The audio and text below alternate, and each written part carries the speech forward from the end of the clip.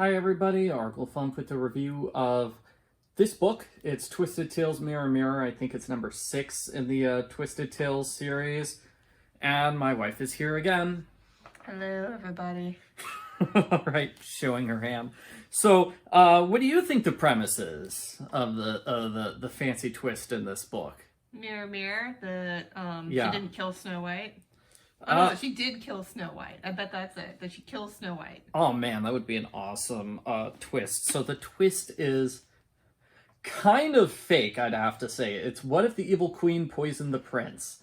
And that seems like it would be a great twist.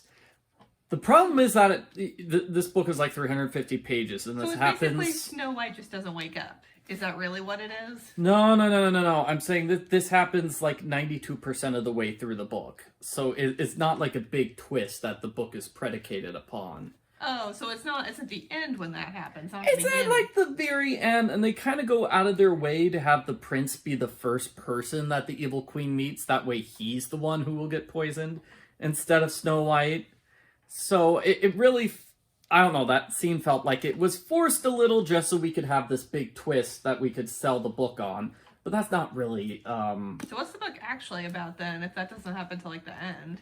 So, the first half of the book is basically the movie. I don't want to sound mean by saying it, but that's basically it. Halfway through is sort of when it actually starts to diverge from the movie.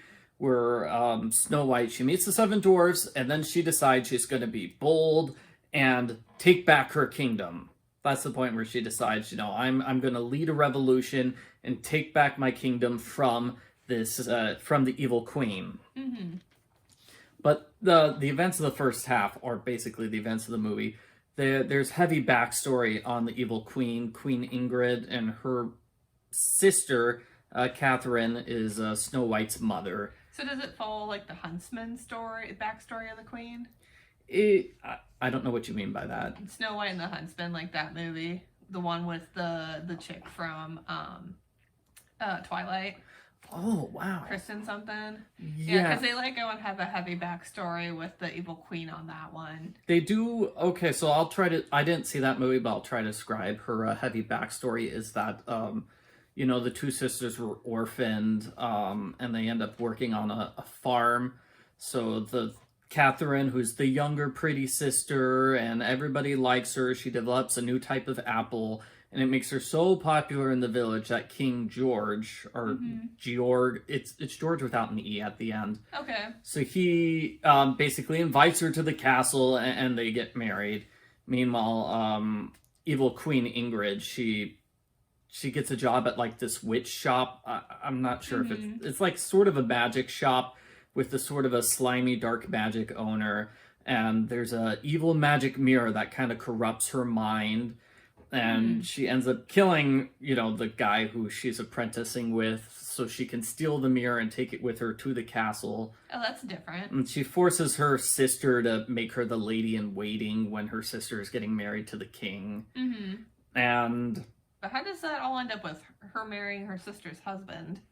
Her sister, I think the story is one day, like, little Snow White. Oh, they also say that Snow White is 18. I don't know how old she is in the movie, but it's been like 10 years since her mother died. And it kind of goes into more detail of what's happened in those 10 years. Basically, she's just sort of isolated by herself in the castle, and she does a lot of cleaning just to keep herself entertained. Which makes sense. But when little baby Snow White discovers the hidden room with the mirror inside, she goes telling to her mom, and Ingrid basically kills her sister to hide the secret of the mirror. Yeah, but she's sort of tortured by that, so she kind of sees like the ghost of her sister and her old master. They're like constantly haunting her. They don't say anything.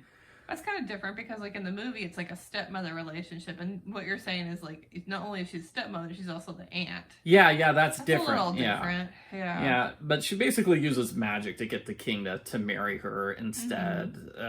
Which is always kind of suspected in the original movie, anyway. Yeah, she's so mean and power hungry. She probably didn't have good intentions.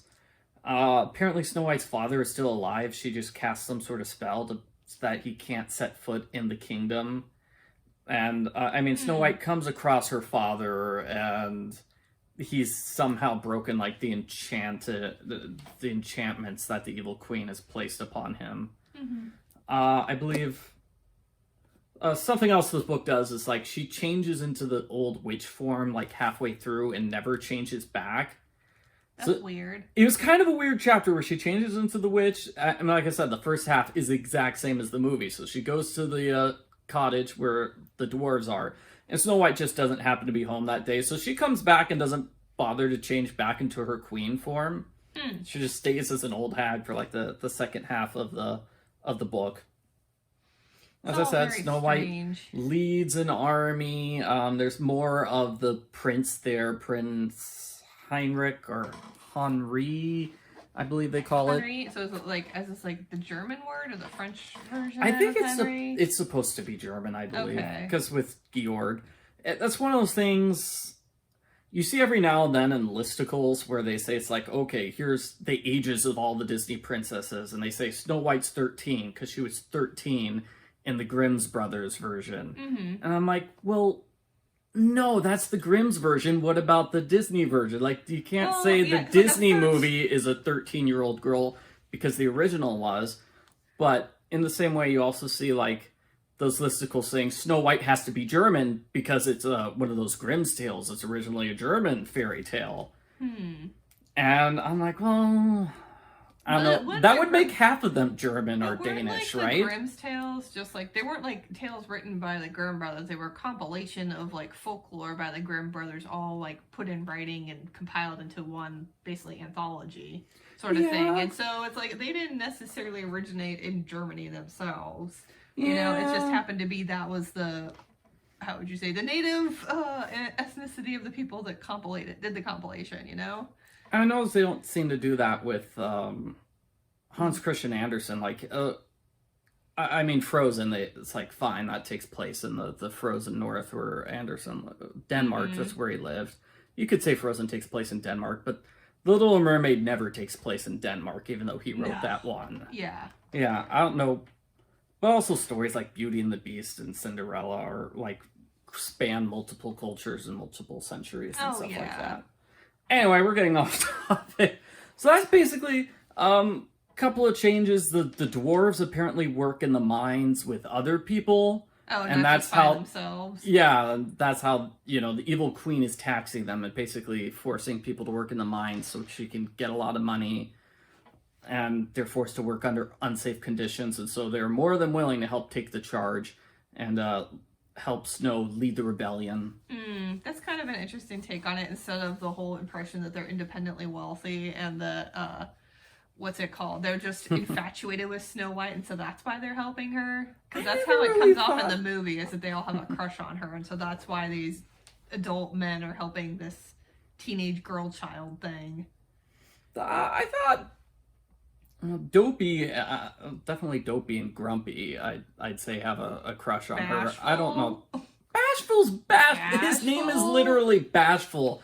Okay, he could be like blushing, not because he's in love with Snow White, but because he is bashful. He turns awfully red when she gives him that forehead kiss. Like, no, that's Dopey. That's Dopey, right? She gives him the forehead kiss, and that makes Grumpy want a forehead. And then, but you see what I mean? And then Dopey goes back in line so he can try to get a second forehead kiss. But just like imagine that like a bunch of old, like, picture the old guys you know at church, like the boomers and whatnot. Imagine like our 14-year-old. Imagine her in a pretty dress going by and kissing all these old men on the forehead. Like, you know, if you put it in that context, it's like, wow, that is really creepy. I think they made that joke in Shrek, right? It's like she lives with 7 other guys. Yeah, it's like, it's a roommate situation, we suppose.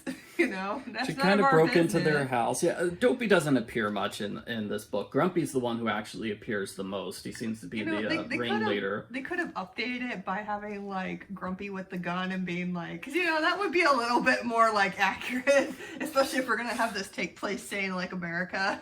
Like, we have our gun, we're shooting our intruders on sight. stand your ground, all that fun stuff. Like Snow White would Well, not have made it to. They have the exact same scene from the original, because like I said, the first half of this book is basically the movie, where Yeah. they have their pickaxes and weapons trying to find their intruder in the house. But they find her sleeping, so they're like, okay, maybe we shouldn't kill a sleeping person.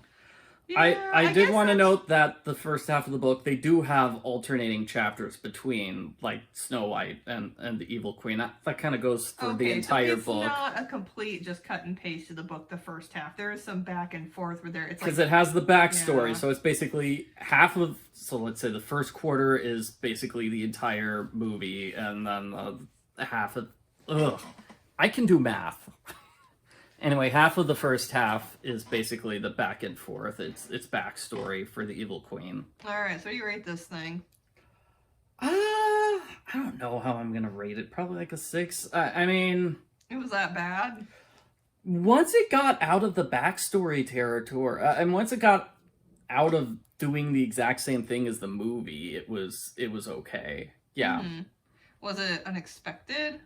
I get, for like a dark, evil version of Snow White, there have been other darker, eviler versions of Snow White. I think we've seen that with the, like you said, Snow White and the Huntsman, whereas this one kind of tries to exonerate the Evil Queen by making the mirror the villain the whole time.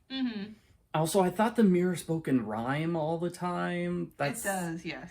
It does. I don't like how it talks in rhyme in this book, because what it'll do is it has 3 sentences, and sentence 1 rhymes with sentence number 3, but then sentence 2 will be this huge giant sentence, Oh my gosh. which doesn't fit the rhyme scheme. But they need it for the information the mirror is passing on. Yeah, that sounds like really poor writing to me. Like, you could have thought this through a little better, Yeah, the sky is blue. So Snow White was in the castle with the 7 dwarves, and they're about to come down the hallway.